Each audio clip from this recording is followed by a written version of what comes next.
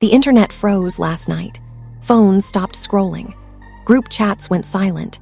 And then one chilling sentence detonated across social media like a bomb. Something is very wrong with Remy Ma. Within minutes, shaky hospital whispers, leaked voicemails, and panicked eyewitness posts began colliding in real time, painting a picture so terrifying that even hardened hip-hop fans felt their stomachs drop. Because this wasn't gossip about a beef, a breakup, or a diss track. This was fear. Raw, unfiltered fear. Sources say Papoose was seen packing hospital corridors in complete disbelief, his face drained, his voice breaking, refusing to leave Remy's side as doctors delivered what insiders are calling a devastating and deeply alarming update. No details, no confirmation, just enough silence to let imaginations run wild. And that silence, it screamed louder than any headline. Within an hour, hashtags exploded, timelines melted down, and fans started connecting dots that no one was prepared to see connected. Old interviews resurfaced. Cryptic posts were dissected frame by frame. A leaked audio clip, allegedly from inside the hospital, sent chills down spines when a voice whispered, "Prepare him for what's coming." Prepare him for what? Celebrities started reacting without saying names. Prayer emojis, broken heart captions. One rapper posted, "Life changes in seconds, hug your people." Another deleted a tweet seconds after posting it. Why delete it if everything was fine? And then came the image no one can unsee. Papoose, head in his hands, visibly shaking as security shielded him from cameras. No words, no statement, just heartbreak written all over his face. Whatever is happening behind those hospital doors, one thing is undeniable. This is no longer just rumor. This is a moment that could change everything. And the truth is still unfolding. The hospital doors didn't slam shut, they sealed. According to multiple insiders, the moment Remy Ma was rushed inside under heavy security, everything changed. The air shifted. Phones were confiscated. Nurses were told to sign additional NDAs. And Papoose, he reportedly went completely silent, the kind of silence that terrifies people more than screaming ever could.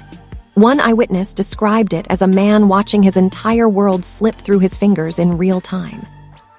Insiders claim Remy was admitted after what was first described as a routine emergency.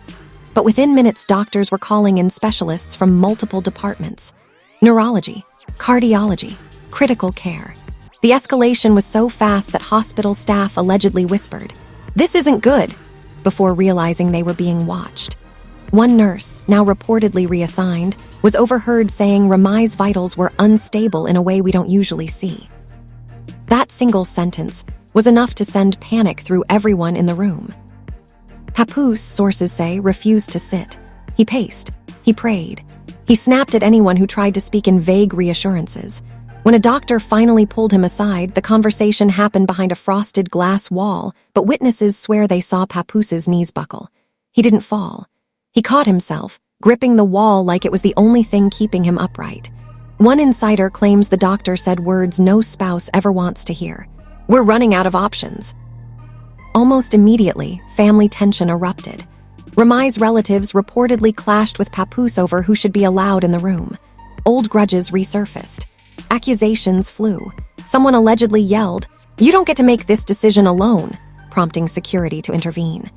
That's when whispers of a DNR conversation began circulating, not confirmed, not signed, but allegedly mentioned. And the mere idea of it shattered Papoose. Social media caught wind of the chaos before the press did.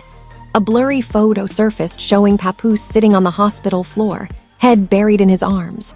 The image disappeared within minutes, but not before screenshots spread like wildfire. Fans began spiraling. Comment sections turned into prayer circles. Others weren't so gentle, questioning timelines, stress levels, past conflicts, and whether something darker had been building behind the scenes.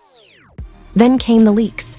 A supposed voice memo from someone inside the hospital claimed Remy was not responding the way doctors expected. Another alleged text message read, "They're preparing him emotionally." Preparing him for what exactly? No one would say. And that silence only made the speculation louder. Celebrities began reacting in code. No names, no details, just heavy words. "This one hurts. Please pray. Life is fragile." One prominent artist reportedly tried to visit but was turned away at the door. Another unfollowed multiple people involved in Remy's inner circle without explanation. Fans noticed everything. But the most haunting moment came late into the night. According to two separate sources, Papoose was allowed a brief moment alone with Remy. No cameras, no doctors, just him and her. When he came out, his eyes were red, his jaw clenched, his hands shaking. Someone asked if she was okay. He didn't answer. He just said, "She's still here," like he was trying to convince himself as much as everyone else. And just as the night felt like it couldn't get any heavier, a black SUV pulled up outside the hospital. A familiar figure stepped out, someone from Remy's past, someone fans haven't seen near her in years. They didn't speak to the press. They went straight inside. That's when people realized this wasn't just a medical crisis anymore. It was about to become something much, much bigger. By dawn, the hospital had transformed into a fortress. Curtains drawn, entrances rerouted, security doubled. According to insiders, administrators weren't just managing a medical emergency anymore, they were managing a narrative. Every staff member who came near Remy's floor was allegedly reminded, quietly but firmly, that nothing leaves this building. No texts, no whispers, no sympathy leaks. And yet, the leaks kept coming.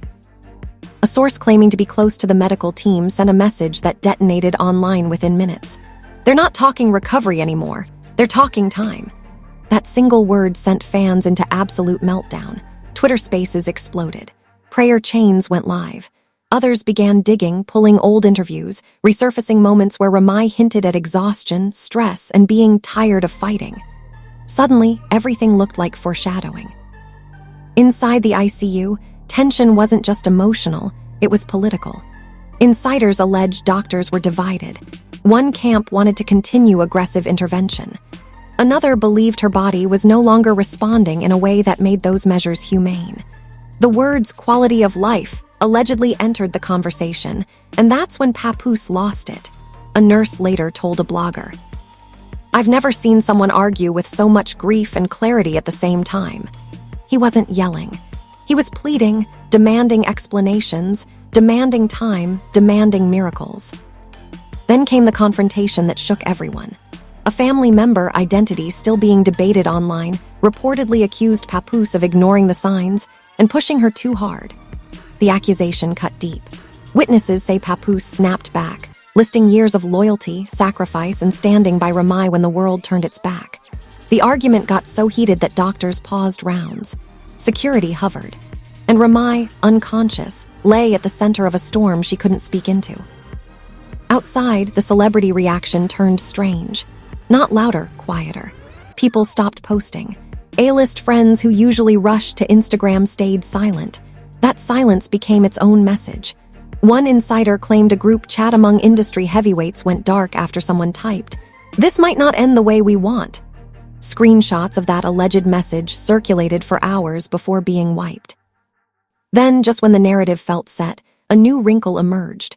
A supposed internal report began circulating, unverified, heavily redacted, suggesting Remy's condition wasn't caused by a single event, but by a cascade. Stress, complications, something missed, something delayed, something that should have been addressed sooner. The implication alone was explosive. Fans started asking the question no one wanted to ask: was this preventable? Papoose, according to sources, was informed of this theory late in the afternoon. Whatever he was told changed him. He stopped packing. He stopped arguing. He sat, still, focused. One witness said it looked like a man shifting from panic to purpose. Calls were made, lawyers contacted, phones buzzing nonstop. Suddenly, this wasn't just about survival, it was about answers. And then there was Remy. For hours, nothing changed. Machines hummed, monitors blinked. But just before evening, a nurse allegedly noticed something, a subtle shift. A reading that didn't make sense with the earlier projections. Doctors rushed back in. Papoose was ushered out. The door closed. Again. Social media erupted when someone posted, "They're doing something new." No details. No confirmation. Just enough to ignite hope and fear at the same time. Some called it a last-ditch effort. Others said it was routine. No one knew, but everyone watched.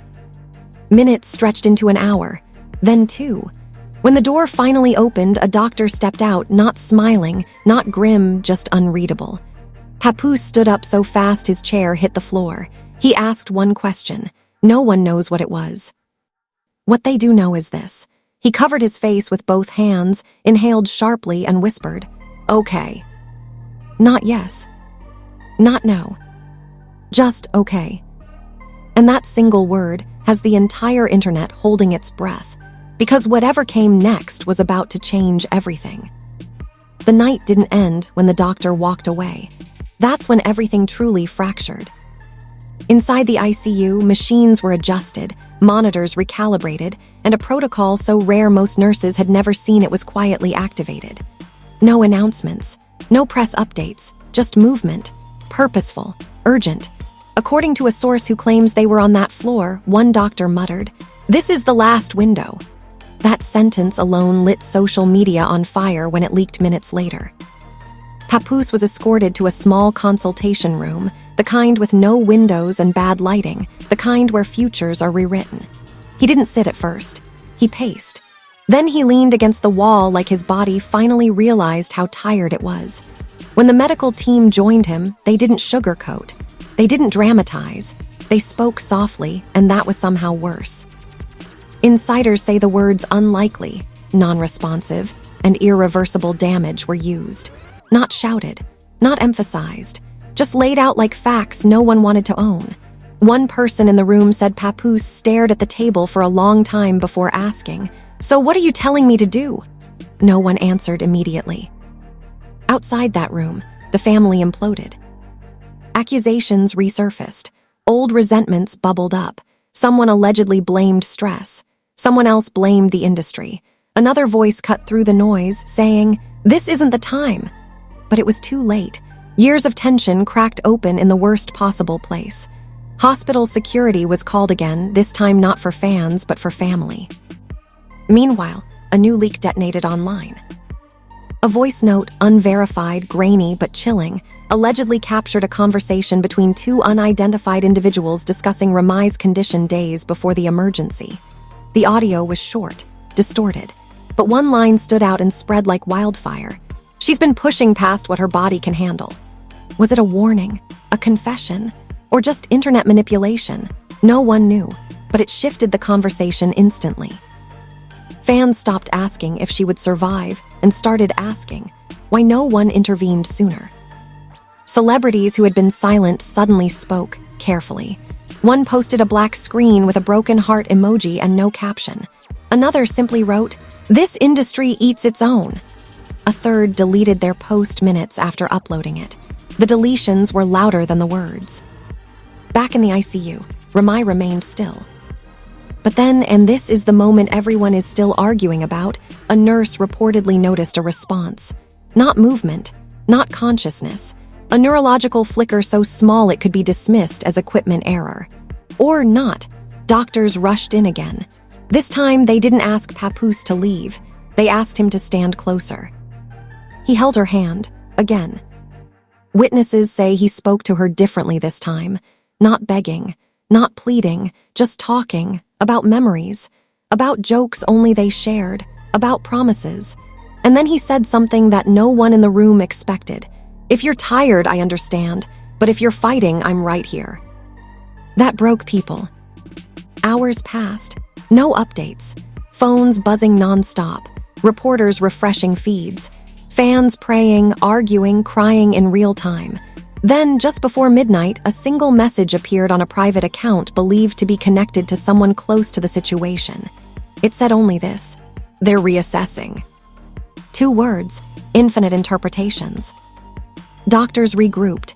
Charts were reviewed again. Prognoses quietly adjusted, not reversed, but questioned. One insider said, "It's not hope, it's doubt." And in situations like this, doubt changes everything.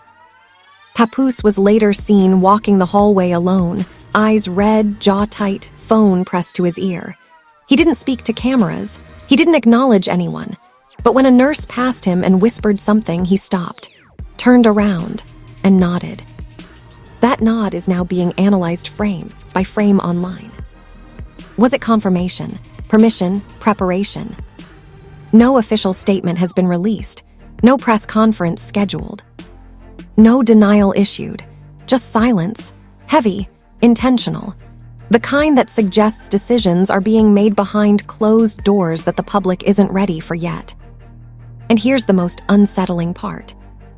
Multiple insiders are now saying the phrase, "no chance," may not mean what people think it means. Not an ending, but a crossroads. Not survival, but what survival looks like. And that distinction is about to force Papoose into a decision that no amount of love can make easier. Because whatever happens next, the version of life on the other side will never be the same. And the question haunting everyone watching is whether Remy will wake up. It's what happens if she does. If you've made it this far, don't scroll. Don't click away. Don't assume you'll catch the update later, because this is one of those moments where later might be too late. What's unfolding right now isn't just celebrity news, it's history in motion, and the next development could drop at any second. One statement, one leak, one decision behind those hospital doors could change everything we think we know about love, loyalty, survival, and the cost of fame. This story is moving fast, and the people closest to it are watching the internet just as closely as the internet is watching them. Your voice matters here. Your reaction matters. The pressure matters. When fans speak up, narratives shift. When silence takes over, stories get buried. So if you're feeling that knot in your chest, that mix of fear, anger, hope, and disbelief, do something with it. Hit like so this story doesn't disappear. Drop a comment with what you think is really happening, because trust me, insiders read those comments. Subscribe and turn on notifications, because the next update will not wait for anyone, and missing it will feel like missing the final chapter of a book the world is reading together in real time. This isn't just content. This is a countdown. Stay locked in, stay loud, and stay right here, because whatever happens next, you're going to want to say you saw it as it happened.